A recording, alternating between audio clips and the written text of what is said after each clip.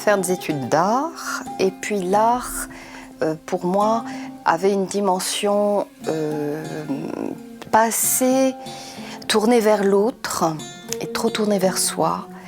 Et je suis revenue à l'architecture qui avait été quand même... qui avait été mon champ d'expérimentation quand j'étais petite, jusqu'à très, très tard. Je suis revenue, mais je me suis armée en parallèle de l'anthropologie, parce que je me suis dit que je ne pouvais pas travailler au Maroc. J'ai fait mes études à Paris, Paris-la-Villette, qui est aussi une école extrêmement riche en pensée architecturale et en réflexion sur le monde. Je me suis tournée vers l'école des hautes études en sciences sociales, à Paris toujours, où on m'a acceptée et où j'ai reçu une excellente formation dans les sciences de l'homme.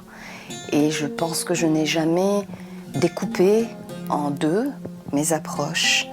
C'est pour ça que je me suis tournée très tôt vers toute la région de Draa, Dad, Sgris, Tafilalet, et puis ensuite l'Anti-Atlas, où j'ai travaillé beaucoup sur les igoudaires, les greniers collectifs, après avoir travaillé sur les qasabat et les qsour. Donc il y a comme ça une vision, je pense, totale, à travers mes études certes, et ensuite dans le champ du travail, où depuis maintenant 2002, je ne fais que travailler sur ces architectures en terre, en pierre, ces architectures porteuses d'histoire et ces architectures en péril.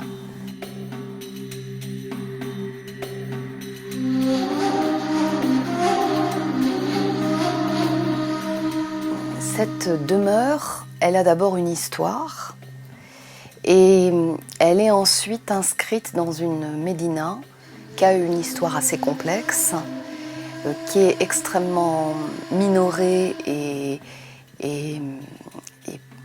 pas suffisamment mise en valeur dans son histoire et dans ses spécificités. Et il y a aussi pour cette demeure toute la recherche vers l'essence de cette demeure, pourquoi elle a été faite, comment elle a été faite, comment elle a été bâtie. Et ça, on le découvre quand on démonte, quand on remonte, donc c'est extrêmement intéressant. Puis ensuite, je crois qu'il y a aussi, comme dans tous les projets, une dimension laboratoire où on fait des essais, où on regarde comment ça fonctionne, où on va voir sur la durée.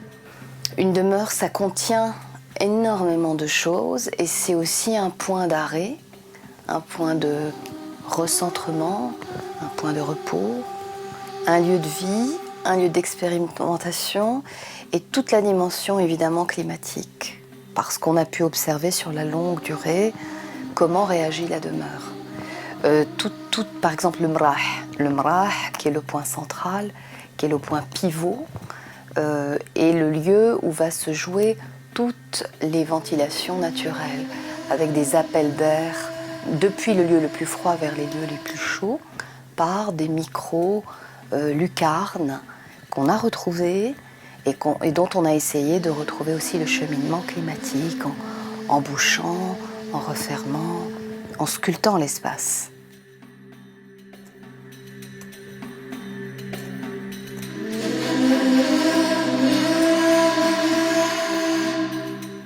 On est dans cette région du monde, le pays qui a mis au point le pisé, ce fameux matériau, on peut même dire cette technologie basée sur la terre crue, la dame, qui contracte la molécule, qui en fait ce que Pline l'Ancien appelait une pierre de terre, et qui en a fait un matériau qui a franchi la Méditerranée et qui s'est épanoui complètement dans toute la péninsule ibérique. En témoigne aujourd'hui toute cette architecture fortifiée en Espagne et aussi au Portugal. Aujourd'hui, on a tendance à aller chercher ailleurs. On va chercher du béton armé, on va chercher des techniques extérieures, on va chercher des dispositifs extérieurs. On parle en ce moment de thermicité par des isolants, c'est-à-dire qu'on rajoute de la matière dans des régions du monde où il n'y a pas, je crois, les moyens d'acheter ces matériaux d'isolation. On le fera certainement pour les villes, on le fera pour les bâtiments, en développant des filières, la filière du chanvre, la filière de la terre crue, il y a énormément de choses à faire, mais on ne doit pas négliger notre héritage.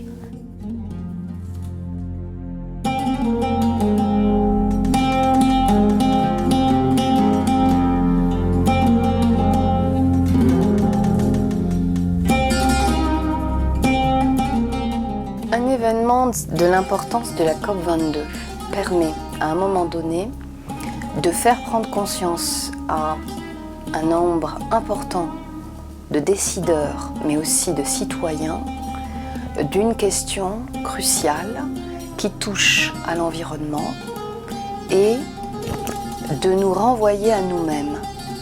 La COP22 pour moi est l'occasion de mettre en relief toute cette pensée constructive à l'œuvre sur la durée et de la projeter dans l'avenir en réfléchissant à comment l'adapter sans la galvauder.